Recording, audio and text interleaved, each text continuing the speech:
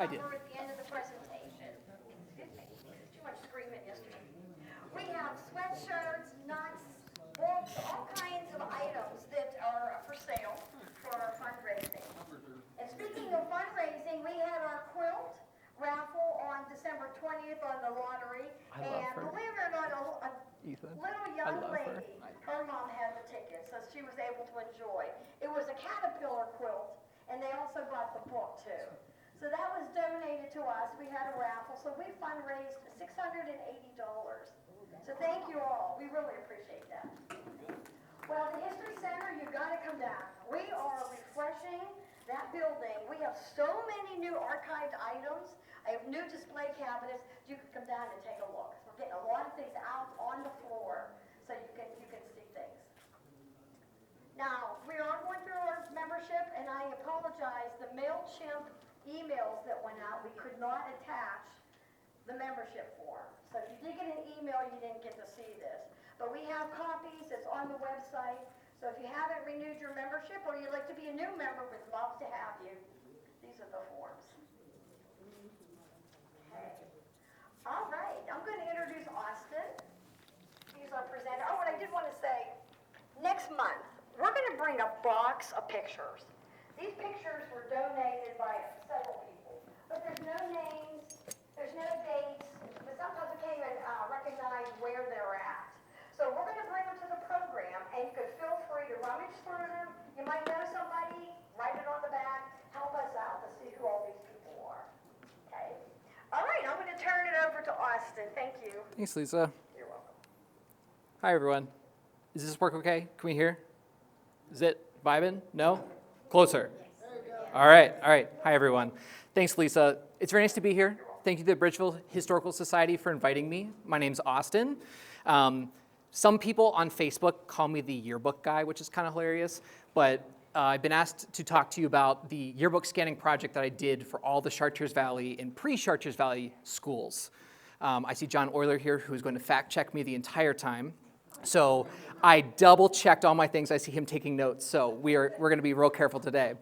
A quick note of what I did here. So I scanned all of the Chartiers Valley, Bridgeville, Scott, Heidelberg, all these yearbooks from 20 different schools, and they're all online for free. So anyone can go to the website at chartiersvalley.com, look at all the pages. They date back, Bridgeville's the earliest in 1925 up through 1960, which we'll talk a little bit about. But that's why I'm here. And part of the project is I actually got to embark on this very fun fact-finding mission. I went to Harrisburg, uncovered a lot of cool things about the 60s, the mergers, and that's kind of the fun stuff we're going to talk about here. We're just going to talk about yearbook scanning, the history stuff, the website launch, things like that. Nothing too crazy. To let you know more about myself, my name's Austin, like I said. I'm a Scott Township native, was born and raised there, went K-12 at Chartiers Valley. When I was there, it's no surprise I enjoyed helping the library, and then I actually worked doing a lot of the digital assets and archival stuff for their theater program, which was a ton of fun. Moved to Boston to work. I'm a software engineer, and then I moved back in 2022. And when I moved back, a lot of people have asked since then, like, why did you take this project on? And it's really hard to articulate sometimes, like, why, as a 28-year-old, I would want to spend my time in the house scanning yearbooks, doing those things. A lot of my, people my age are not always doing that. I experienced a really interesting part of life when I moved back from Boston. I actually had liver cancer. I had 80% of my liver removed, and I was doing pretty good. And that shook things up a lot. You get a second chance, right? And I actually found out my dog, a week after I got out of surgery, he also had cancer. So we went through cancer together at the same time. And so it was kind of this new chance. I'm back to where I lived. Oh my God, hi friends. I'm back to where I grew up, and I have a chance to figure out where did I come from? Who am I? A societal struggle that I experienced a lot when I was young was, for my generation, the push was always, you go to school, you do well, you go to college, you move away, and your measure of success is if you become successful and you don't come back. That's what, truly, for me, and I guess I'm a millennial, partially a Gen Zer. That's what it was.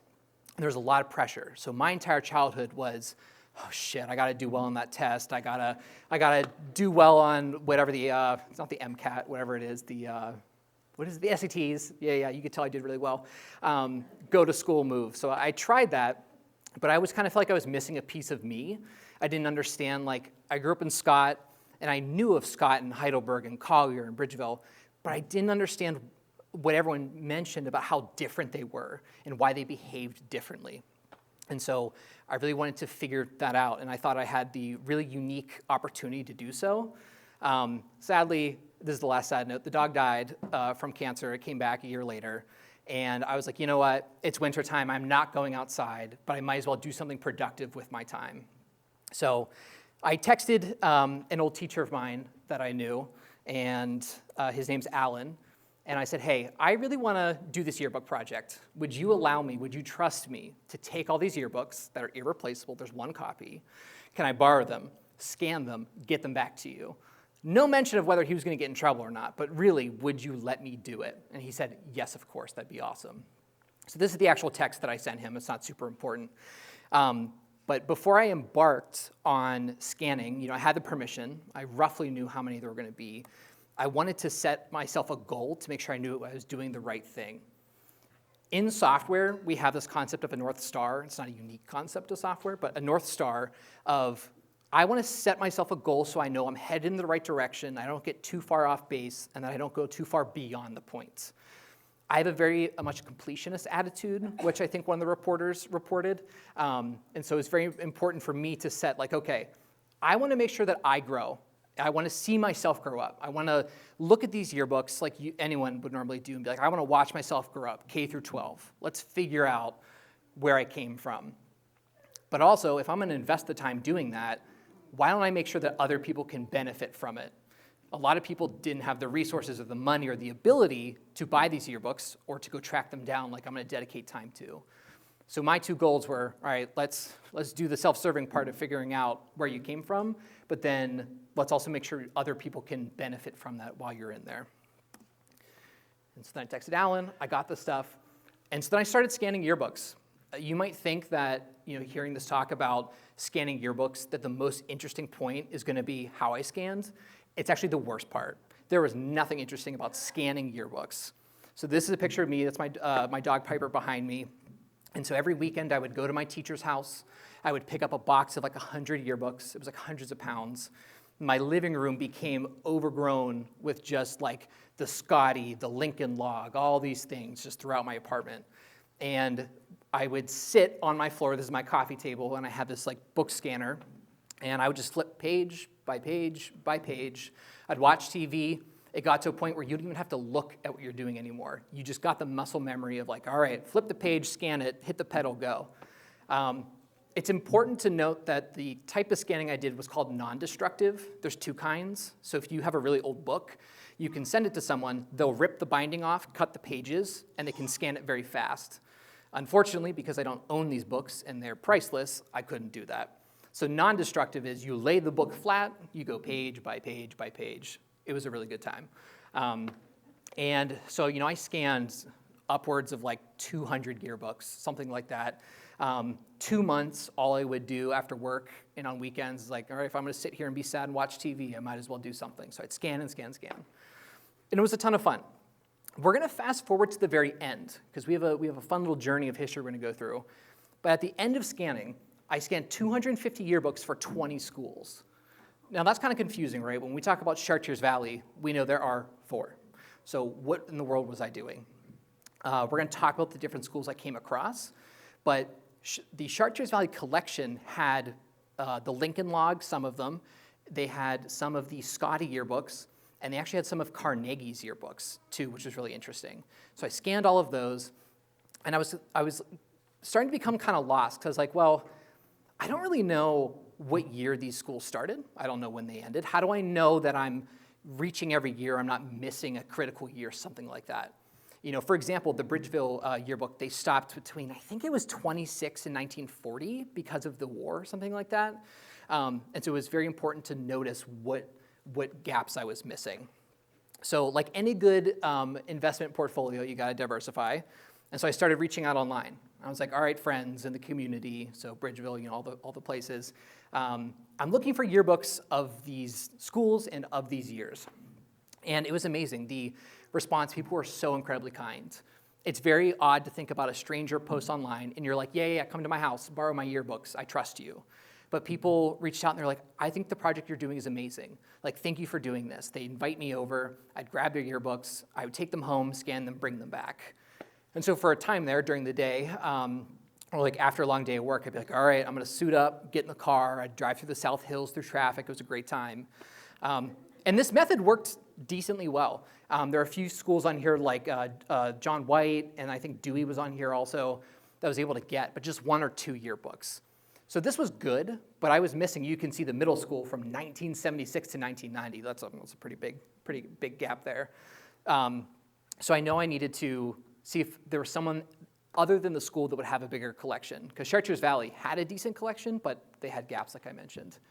I actually reached out to the Carnegie Historical Society, and they do not have, allow access to yearbooks. They had them, but they were like, that's not happening. They had concerns over, I think in the past someone had like stolen yearbooks from them, so it was understandable, but they were just like, nah, not happening. Which, okay, I felt a little defeated. And then someone mentioned, you should check with the Bridgeville Historical Society. I grew up near here, I had never heard of it, and I was like, sure. And so I reached out to, I think it was Lynn on Facebook, and I was like, hey, are you guys open, and do you have these yearbooks? And they were like, yes, come in. And it was amazing. I walked in and they treated me like family. You walk in like, Austin, come on, come sit down. And we sat down and they talked about the project. I got some good gossip, not gonna lie, but had a wonderful time. And they, on top of all the stuff that Lisa was telling you about, like changing out the display, they have a massive collection of yearbooks. They had not just Bridgeville, but they had other municipalities, a lot of the CV ones. And they filled in the gap, I think, of the 25% I was missing, they filled in 24%. So it was a huge, huge help. And they were very nice. They trusted me. They were like, yep, go ahead and take these home. I signed my life away on a piece of paper. I don't know what I agreed to, but I brought them back as promised, and it was amazing. These things were in like mint condition. Bridgeville, Scott, all these things. And I was really taken by that the Bridgeville Historical Society did not just focus on Bridgeville-related things. They had things from other municipalities that they might not want, or ones that did not have historical societies. It was amazing. They were kept, taken care of just as well as any other item they had, which was amazing. And so as a really fun thank you, what I did is, you guys from Bridgeville are probably very familiar with this. There was a Bridger newsletter, and I think John was telling me that this was a newsletter that the high school put out between, I have the years here, 1942 to 1960. I think 42 is the earliest one that we have a copy of, and these are all on display that you can look at the Historical Society, and I also scanned these in. So on the website, you can go read all of the copies that they have, and this was actually really, it was very impressive to read through, like, what a snapshot of time was captured in these. Oh, the senior class is going out. Here's the dances going on. And this really affirmed to me, you saw how central Bridgeville High School was to the community. That is not something that I grew up really experiencing. That's something we're going to talk about.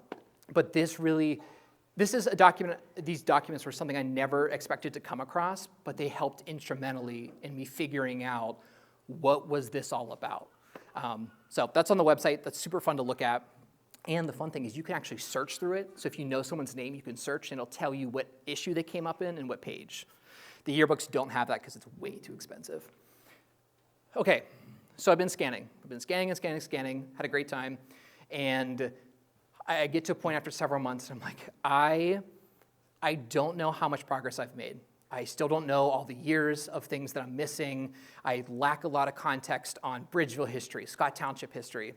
And I'm getting close to my North Star of like, you have some yearbooks, but my family's here. If you know me, I have an inability to like not complete something.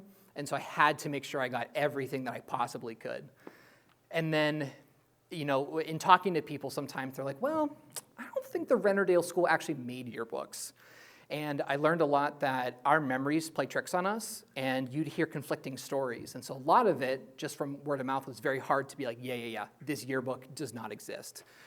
And I was like, okay, well, I don't really know how far back I need to go. I don't really know what I need to do. And what I was able to make, I'm gonna go to another tab over here. Let me find my mouse. This is called a lucid chart. We use this in software engineering to diagram how things work together. This is a complete history of every municipality in Chartiers Valley. I know it's very tiny from here. If you go on the website, you can play with it. But this describes Bridgeville, the school starting in 1875, how it got removed by a flood, how they moved to the Bridgeville High School, which I think became, was it white that Bridgeville became at some point? And so you can see like, okay, yeah. It was Lincoln, then white, and then it details, okay, well then Chartiers Valley, the jointure, which we're about to talk about, formed.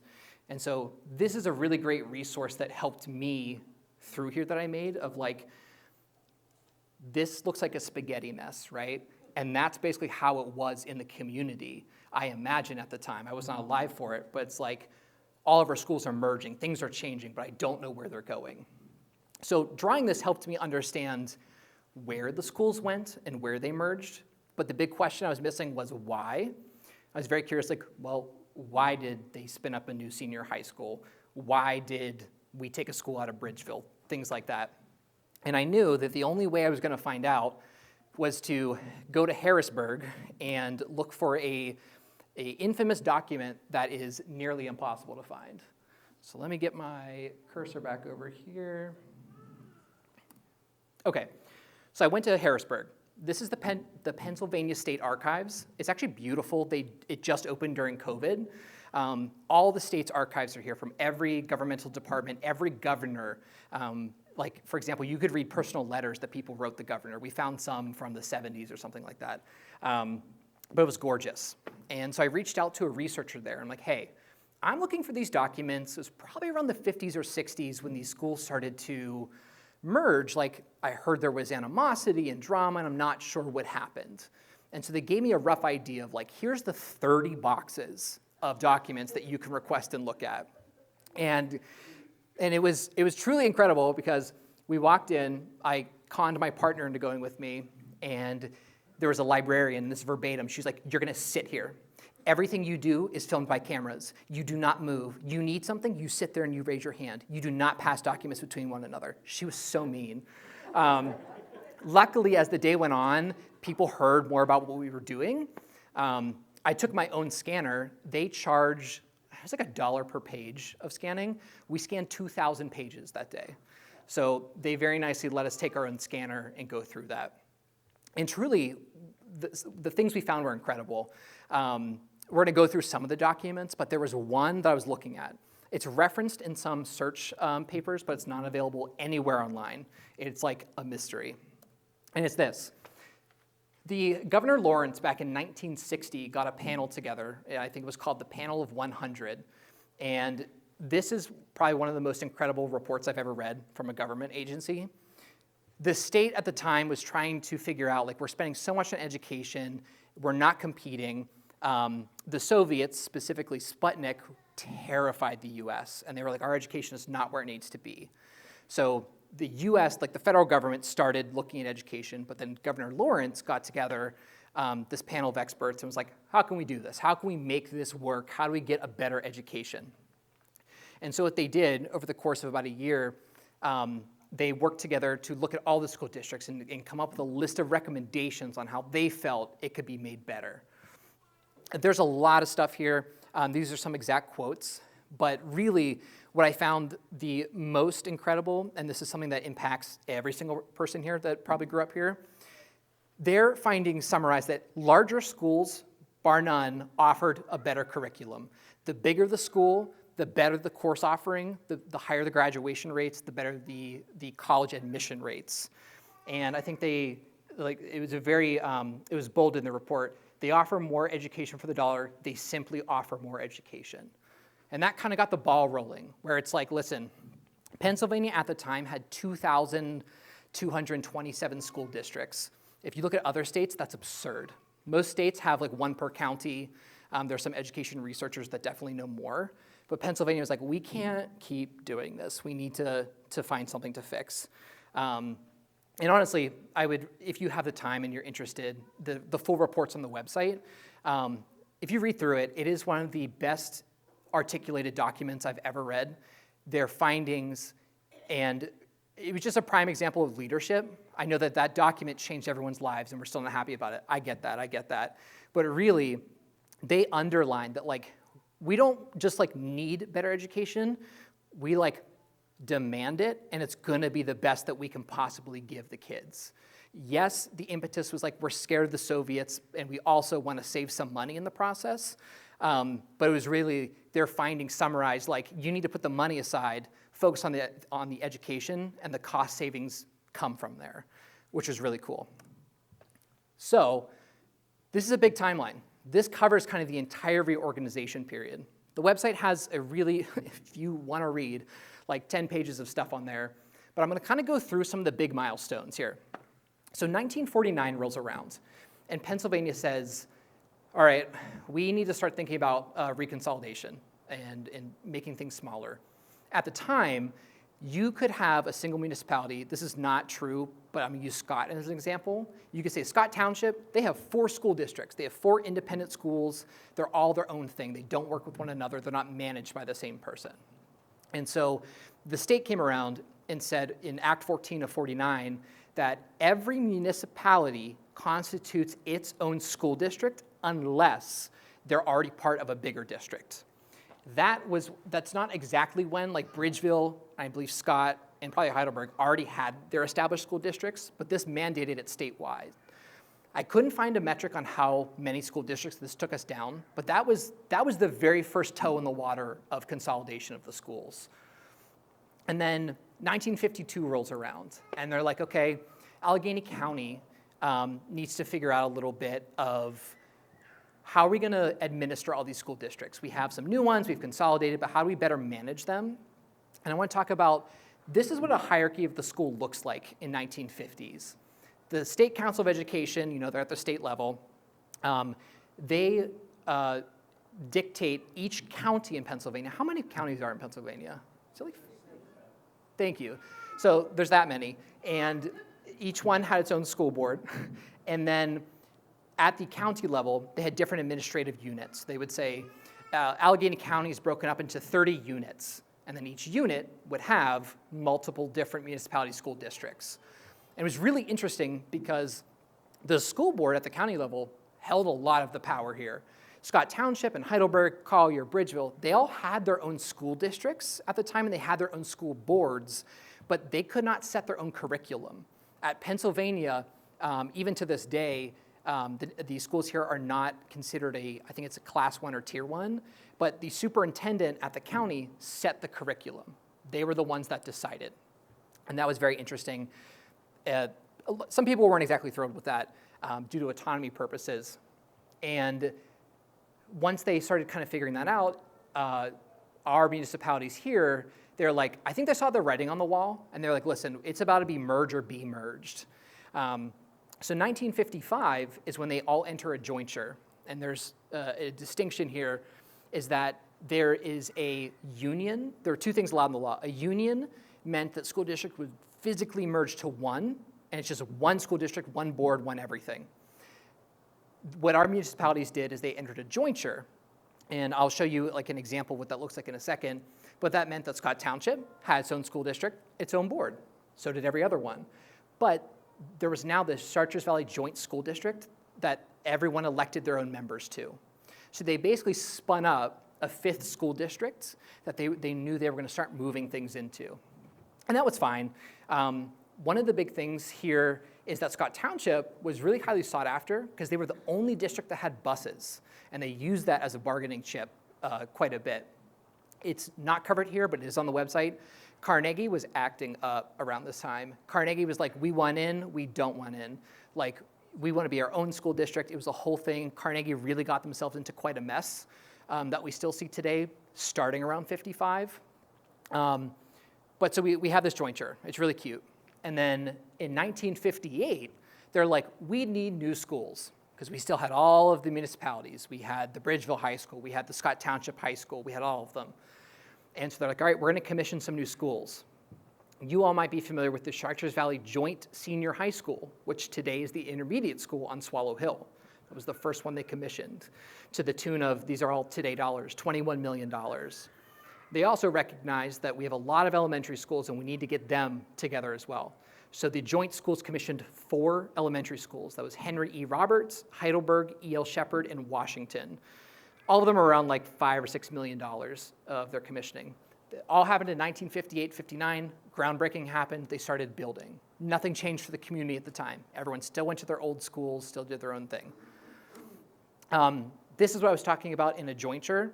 So all these school districts down here still have their own independent district, their own board.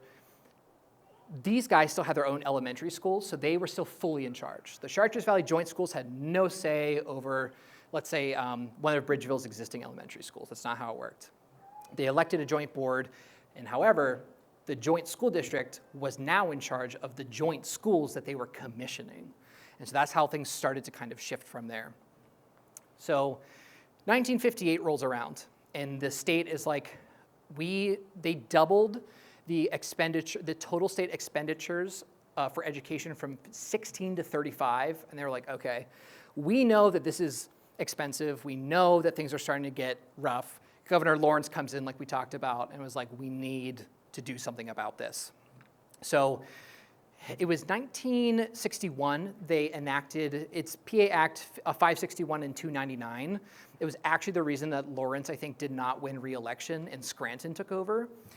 Statewide, they knew this was going to happen. And this is where it gets interesting, because you could see that all these mining towns were like, no, we have our own identity. This is us. We are not merging. That's the end. And that was a fun thing that I learned throughout this process, too. But they passed this act. Scranton comes in and repeals parts of it and reenacts it. But they're like, it's still happening. And what that did statewide is kind of sent the shockwave that in 1964, the counties had to decide what schools were merging. They had final say, they report up to the state, and that's that. Now, that was kind of a violation at the time of the autonomy that these municipalities and school districts had. So they were not pleased, needless to say. They were not having a good time. And so there was a ton of fighting. Allegheny County was trying its best, and they were drawing up lines. The documents we found actually were from different school districts trying to appeal to the state, saying, we don't want to be with this person. It was disgusting, some of the things they said about people in other municipalities. I think Fox Chapel said some horrid things about whatever municipality they somehow did not get merged with. But these were all documents that were never made public. They were sent to the governor, they were sent to the state, and they were just put in a box. And now they're all available online, not to stir up drama, but to show you that like there was a lot of fighting that happened behind the scenes. This was in the news, from what I can tell. And I know that you all lived this opportunity, or like this time. But from what I can see, it's like you can just tell just from the news articles, the letters, that people were not pleased, that this was not something we wanted to do. So 1961, we have 2,227 school districts. In 2025, we have 500 in the state. So we can see that at some point, we made some good progress. So something that happens really big between 1961 and 64, Allegheny County was like, all right, Bridgeville, Scott, Heidelberg, Collier, you guys can be together, but you're also taking either Green Tree or you're taking South Fayette and West Deer, I think it was called at the time. And the joint schools were like, no. South Fayette was in the state considered the worst financial position in the state. And Chartiers Valley basically said that like we will dissolve and we will not become a merged school district because just taking on South Fayette alone will bankrupt us to the point where we cannot function. Carnegie somehow got the state to send investigators in, and the state was like, yeah, that's pretty much the tune here. We can't do that. And they fought, and Allegheny County wasn't budging. They were running up to that 1964 deadline, and the big problem here was, if the county did not submit a plan to the state got to decide for you, and you had no appeal option. So Allegheny County knew, it's like, we're going to try. You might not like it, but otherwise the state's going to pick, and you have no local representation in what's happening here. So very interestingly, Chartiers Valley went to the PA Supreme Court. They sued the legislature, saying that Act 561 and 299, which forced and gave the state power to reorganized, saying it's unconstitutional. You can't force us to do it. I appreciate that they tried. They were wrong. It was blatantly constitutional. Both Allegheny County Court and the PA Supreme Court, within 12 hours of receiving their thing, denied it instantly. But what they pointed out is that CV had the option under the law to submit an appeal directly to the state saying, I understand Allegheny County's plan, but I don't like it.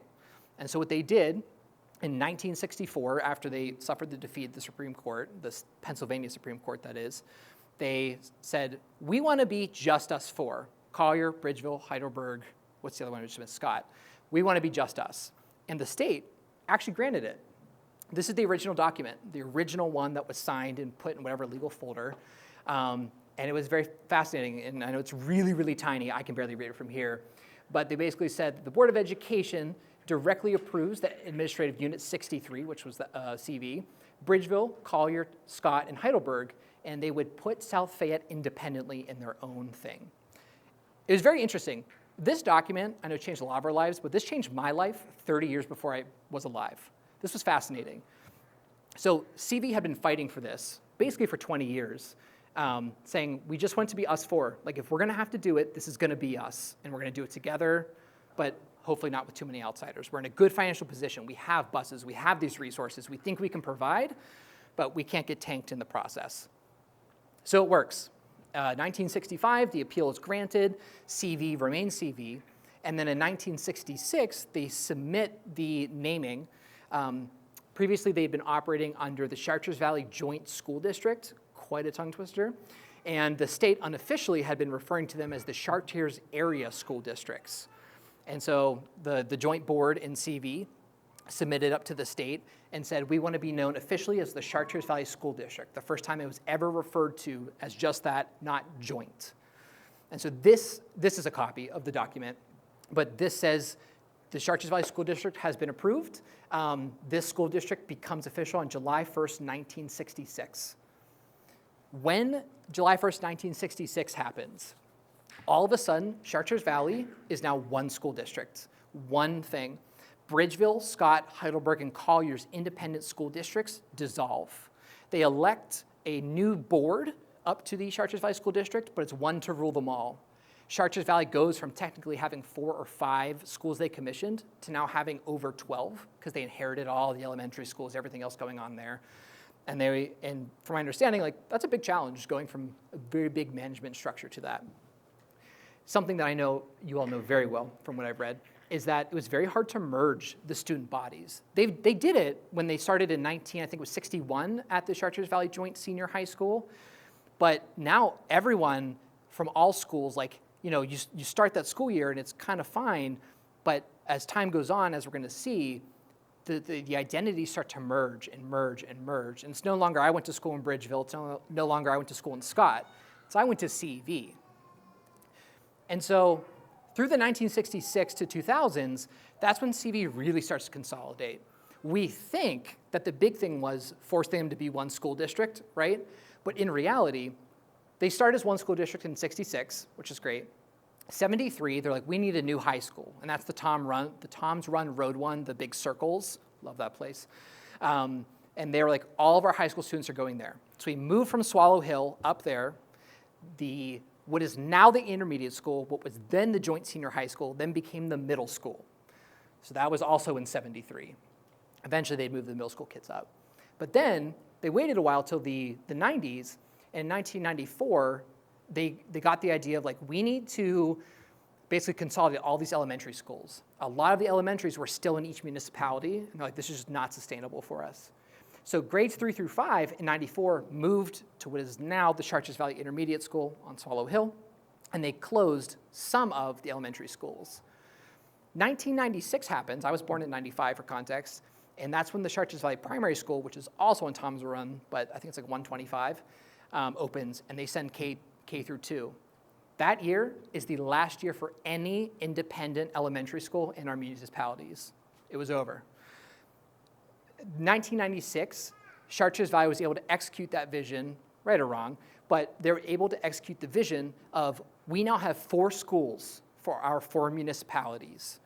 All students go through the same schools, They get the same opportunities, the same education as anyone else in their age range. And I know everyone's still familiar now, but that kind of rode for a while. Chartiers Valley Primary School was state of the art. It was great. I remember growing up there. It was beautiful. And then in the 2010s, they built a new middle and high school. They're in a terrible financial situation. And so like the story just continues and continues. But really, it was like the 90s is when the end of the individualized municipality school identities happened. Over that time period, of course, the local identities eroded and changed. And the questions that I had after doing this project was, I was talking to John specifically, and John mentioned that back in the day, the high school was the focal point sometimes of a community. It was in Bridgeville, from my understanding. I'm sure it was in the other municipalities. And when you suddenly kind of rip that out of the heart, although the Chartiers Valley High School is in Bridgeville legally, it's not in the center of the town, right? It's pretty far over there. It's no longer there. And so I heard from multiple people that like the identity changed. The town square of what we used to think of like going out on a Friday night or doing things like that changed. But now the local identities of the kids started to change too, because it's no longer, I'm just from Bridgeville, I go to Bridgeville, and then I move on. It's kind of like I'm from Bridgeville, but like I'm part of this bigger thing. I'm a part of Chartiers Valley. And one of the questions I have is like, how long did it take for that sense of I'm from Bridgeville to fade? Not to fade away completely, but to no longer be as strong as I imagine it once was. Now, through all of that, you would think that I learned the most about myself from looking at myself in the yearbooks, right? That's why I started this project. I never looked at myself at once. I scanned all those yearbooks, I never looked.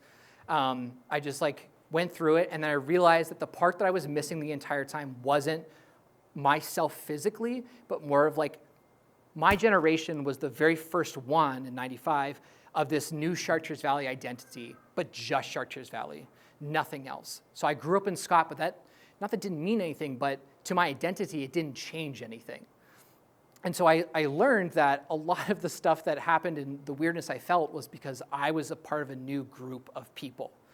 I also learned through this project that mining towns, they're pretty fiercely independent, and like they gave a really good fight during the whole like consolidation process. They went to the Supreme Court, they were fighting, and it's like, no, it wasn't just that we want autonomy over our schools, but it was like we don't want our identity to change, which is just fascinating because that's not something you see all that often today.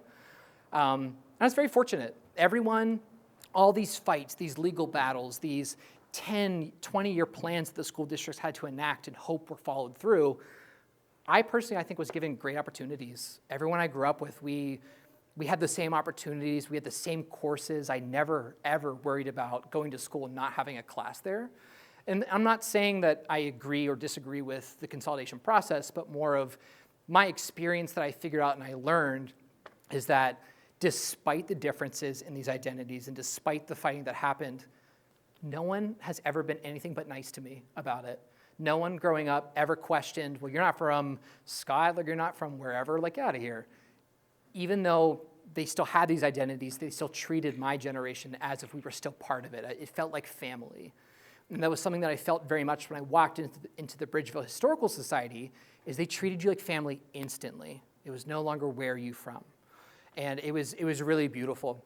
So I was looking in the wrong place the entire time. I thought that I would find myself through a yearbook and seeing myself grow up and get old. But really, I needed to understand where the communities came from and why it felt different when I was a kid. It was truly it was a very special journey, and I was looking in the wrong place the entire time. And I feel like that second chance I was talking about is off to a better start because it was like that missing puzzle piece. It's really amazing. So I did self-discovery, great, whatever. But now we have all these yearbooks, we have all this history.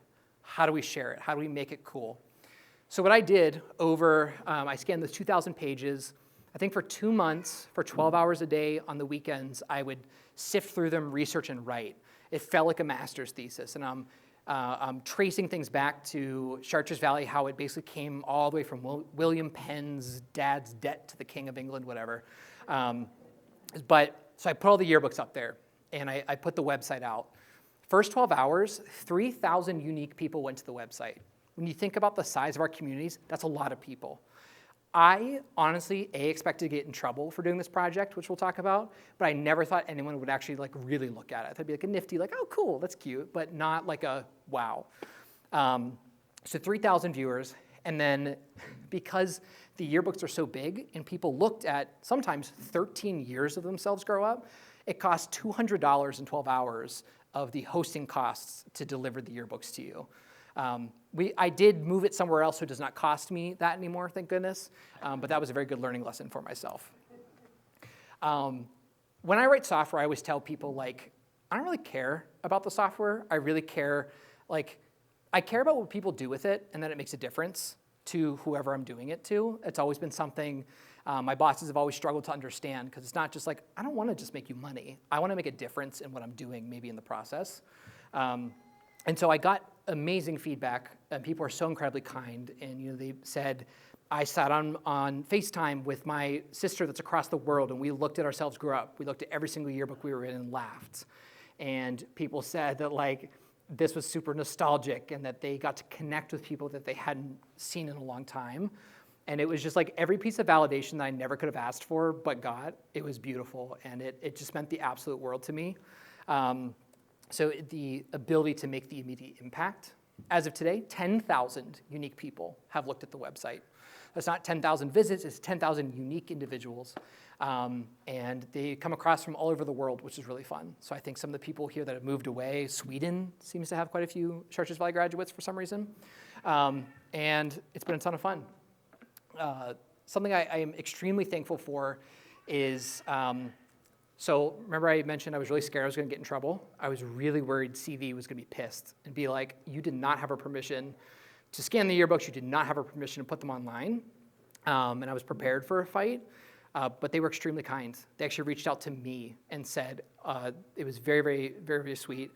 Congratulations on this accomplishment. We're extremely excited for you. This is a great project. Thank you. So I'm not affiliated with the school in any way. They did not pay for anything. They do not pay for anything, but it's very kind to get their kind of seal of approval on like, you're not going to get sued, which was perfect. They got me in touch with someone from the Trib Live and the Post-Gazette. Both of them wrote incredible articles. And Bob from the Post-Gazette, again, went and talked to people that said, I couldn't afford yearbooks when I was growing up. I cheaped out, I didn't get to do it, and I've always regretted that. And so this was kind of like a second chance for some people to be like, I wouldn't even know where to find them. I don't know who I would call to like buy 12-year yearbooks from. And it was really special. And it's meant a lot from everyone that I've heard from saying like, you know what, I got to connect with someone or relive some happy moment, which was really, really special. And so that kind of brings us to today. So the archive's up there. It has the entire Pennsylvania legislature stuff. I worked with a lot of people in the General Assembly's offices to get legal scans. That's all up there.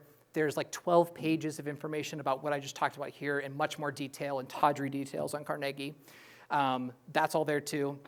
And moving forward every year, I personally pay for yearbooks from Chartiers Valley, and I donate them to the Bridgeville Historical Society.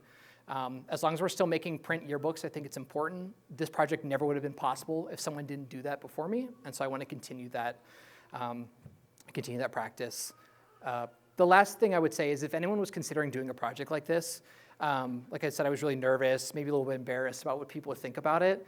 I was worried that people were going to get angry, and then I guess if you're worried that you're going to help some people but piss others off, you're probably on the right track.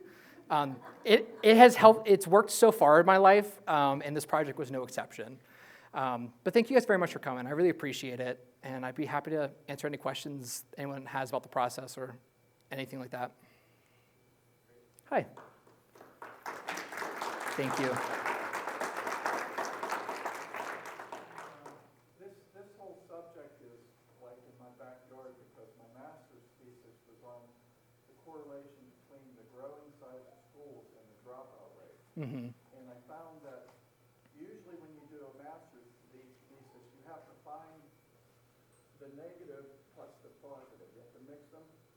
I could not find one single negative article or document that disputed my thoughts on it. And it was that the larger the schools grew, the dropout rate increased. And especially out in the West, which, by the way, Bill Gates and his wife have been involved with New Mexico and and donating money to build smaller schools. At one point, New Mexico had 17 school districts in the entire state. That's And few. one of the reasons for the dropout rate being in the West so high was because it was 60%, because of the Hispanic population in a lot of those areas and across the border. But they have actually dropped that rate in 20 years since they started doing this down to about 30%. So that it has really worked. But I also, part of my thesis, I went and interviewed students in a large school district, Seneca Valley. And they told me something that the other people in the articles never told me, and that was they felt like numbers in a huge conglomeration of school districts, which Seneca Valley is one of the largest in the region, and they just felt lost. So that was one of the purposes that I had in doing it, but just thought that opened my eyes up tremendously, because I was in curriculum design, and that was one of the things I was trying to solve, was the way that the school districts got too big, and then if they could just get a little bit smaller, I think that they would work tremendously better. That's interesting. Did they find that there's a sweet spot of like, not per square footage, but like, did they find a sweet spot in number of school districts? Well, they found that they got too big, but when they started breaking them down, they didn't break them down to the sizes of like we had before, Bridgeville, Scott, Carnegie, but they got to a medium where it seemed it's not perfect, but it's a lot better than it was before. When they got tremendously big, I mean, in a state as large, not population-wise, but as large as New Mexico is, 17 school districts, we probably have more than those in Allegheny County. Right. So it was a tremendous, responsibility for people like the Gates to think that this would help, and it has. It hasn't been perfect, but it really has helped them. So I found that tremendous. It opened my eyes a lot to the schools. That's really interesting. Because like, if I think about the process of going from, let's say it was like PA did like 2,227 down to like 17. That's a big change. And then if you suddenly do that and you start to feel lost, if you claw that back, it's like, how do you rebuild the local identity that you kind of just like skipped over? Like you passed go and did not get $200. So I imagine like if it went from our 4 municipalities to just being one Allegheny County school district, which would still be too small, based on the numbers we're talking about. But like, I could see how you would feel completely lost and completely, it's just like, where things seem to be now, at least just my personal experience, was like, I feel somewhat anchored. I'm kind of confused as to what's going on here because I didn't understand the things that were going on, but I still had some attachment to my local community. The people pretty much still lived here. So it's like, it just felt like a smaller form of like government almost, where it's like you feel invested because your reps are here and like it matters to everyone. That's really fascinating. Thank you for sharing that. It was like I said, it was an eye-opener, and I did a lot of work on it. And my goal was to send it to the state so that they could see it. I never got to that point, but I probably should have. We had I can't remember the name of the governor, I was too young, but he wanted to change from 550 school districts to 100. That was a big part of his campaign. And luckily that died in the Senate, and it did not happen. And so we just kind of sit at our 550 today. Yeah, hello. You mentioned that the larger school districts, the greater dropouts were. Mm-hmm. Why? So what the thing that I think we're referencing, if I go up here, and I think it's part of their report, sorry, it's like really up here.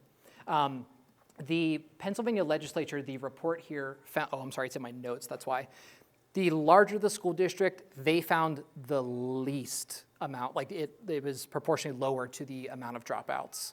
I think what we were talking about over here is that when you get way too large, then it becomes, you start to get diminishing returns, and you start to have more dropouts. But at least in their proposed plan, from what they saw in Pennsylvania that led to all the stuff with CV, is they saw like a small increase in size led to a large increase in graduation rates. That's what I was able to find through this research. But what were the reasons for the dropout? Yeah. One of the reasons was, as the school district got bigger, the classrooms got bigger, and there were less teachers in the building to teach. In other words, they couldn't employ enough teachers to break the classrooms, and it was more expensive to make more classrooms. It was easier and cheaper to make big classrooms where you had 30 to 40, sometimes even 50 people in a classroom. And a lot of those students felt lost because they weren't getting the personal touch. My evidence suggested that the perfect classroom size per teacher is 15 to 17 students. And you don't see that very often in most, even colleges. But if that was the case, if we could get enough teachers in those buildings, of course, the expense of the teachers' salaries as well, we would have an ideal school system. And that's exactly what I found out. That's awesome. I did not prepare enough on the research for that. Their report, which I'm trying to pull up, it's a huge document. They do outline why they felt that the bigger the school district, the less the dropout. So they do have some good stuff in there. I'm just not able to cite it off the top of my head, unfortunately.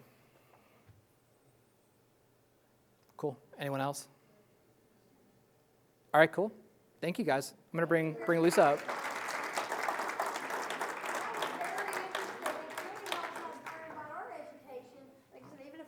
Born at that time, I probably was, but this was very interesting, your Thank you. timelines and everything. So Austin, I need you 1 second. Oh, excuse me. We're gonna go ahead and pull the 50-50. I didn't know I had special privileges.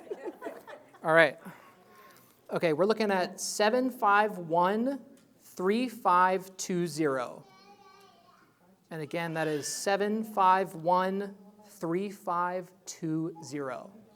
We have $44 for the winner. I can't see. Linda, is that me? I hope not. It's called being rigged. Yes.